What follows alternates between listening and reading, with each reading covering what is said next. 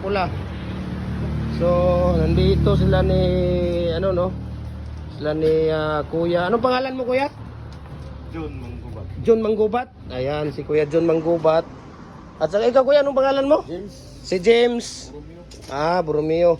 So, ito yung order ni Sir Mark Lester Digamo ng 325 kay Mito Street, Pass Village Subdivision, Hingoog City, no? Isang dalawang set na 4x4 by 8 feet na pins concrete post molder or dragon fruit post molder natin.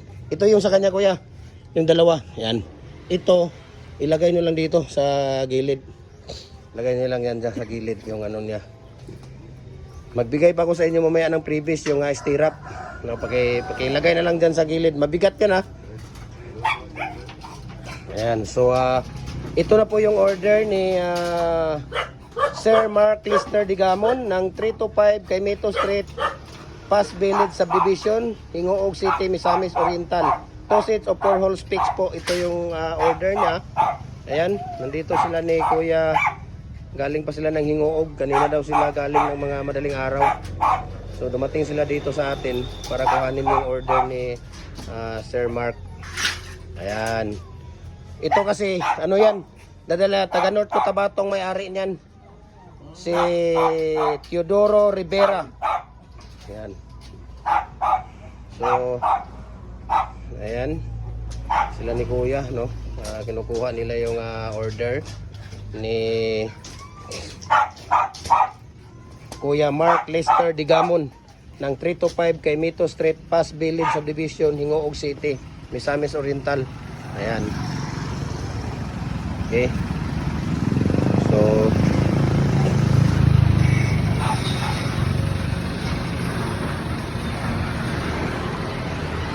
ayan. Yung isa, saan nyo ilagay? Patong ninyo. Sige. Ito yung plus na ligo sa crown. Ha? Yusuin. Oh, ayun, no? Gumagawa sila. Mamaya, tingnan niyo mamaya dyan para may idea kayo. Sinong gagawa nito doon? Kayo? Ikaw ang gagawa? Tingnan mo mamaya sila dyan para ito yung mating, Kuya, oh. Yan nilalagay natin sa loob. Bigyan ko kayo ng isang ganito at saka isang yung sa dulo. Kasi dalawang design yan eh, ano, yung parang triangle.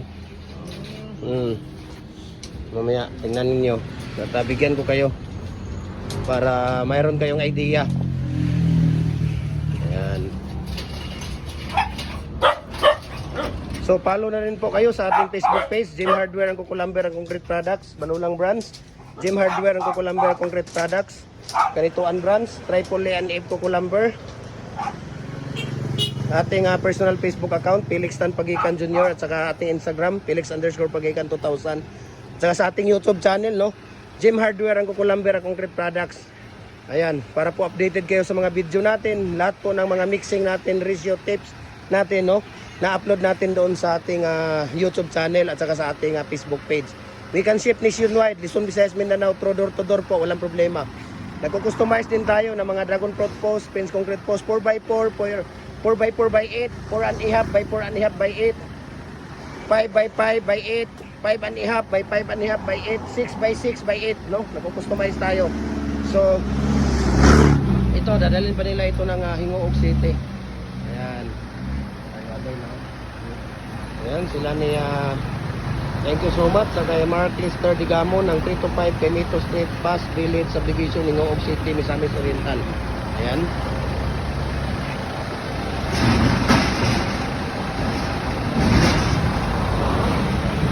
May sasakay mamaya, may tao dito mamaya. I-plaster kasi ma-deform siya. Saglit lang. Ipatong na siya, Kuya. Ayan. Tapos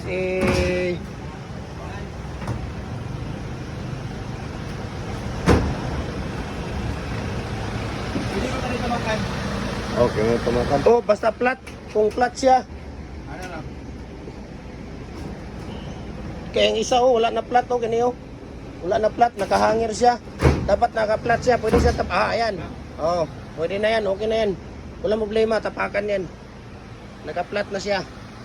Kuha ka doon kuya ng ano, ng stirrup at saka tawag dito. Yung stirrup na nandoon, no? Kuha ka. Amin na po. Wait lang nga, mag-picture muna tayo dyan. Ayun, no? Kuha ka doon. Dalawang tawag dito. Yung parang Y at saka parang yung nakatupong kuya. Yung mga naka ano, hanap ka ng naka ano diyan. Yan. Tapos isang parang triangle. Oh, yan yung parang ganyan, no. So ang dami natin ditong ano, ayan, no. Yan. Mga design natin. Tapos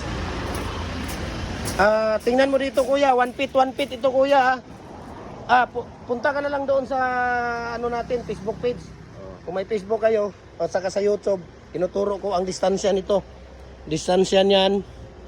Ito, dito, 3 inches yan, kuya. Pagdating doon sa dulo, dito, 1 feet na yan. 1 feet, 1 feet, 1 feet, 1 feet, 1 feet. Tapos, ang sobra, yung triangle na dito. Kasi ito yung ibabao natin sa lupa. Diba? Saan yung ibabao natin sa lupa? Pwede ka rin pumunta doon, tingnan mo yung paano nila ginagawa.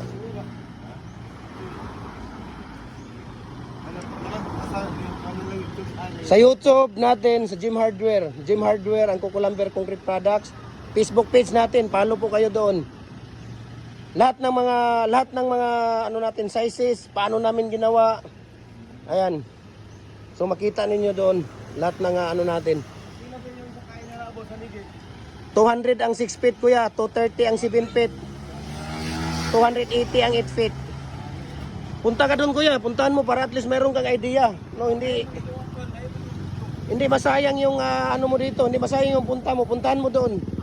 Ayun, yun, gumagawa sila sa harap. Tingnan mo doon. Ayan, so galing sila ng Ingong City. Pumunta sila dito para, ayan, no?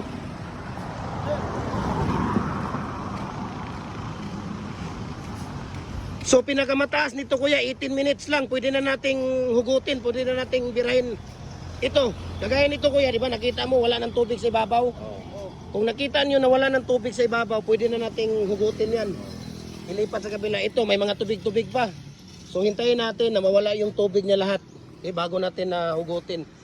Tapos paglagay ng ano dito, paglagay ng mating, yung mating mo dito mo lang ilagay. Idaan.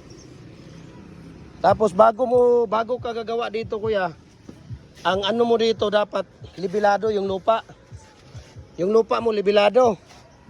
Pagkatapos i-level, sa amin kasi ang gamit namin dito lupa lang, hindi kami nagsisimento kasi matagal ang ano niya. Matagal ang pag-absorb ng tubig. So matatagalan tayo. Pagkatapos sa lupa, libilado, lagyan mo ng painsan yung pinong-pino, yung pang pinising, mga 2 inches bago nyo latagan ng sako. Kahit anong klase, basta masipsip niya yung tubig, no? Ang purpose natin dito sa sako para hindi tatagos yung simento sa lupa. Nandyan pa rin siya sa ano natin para matigas.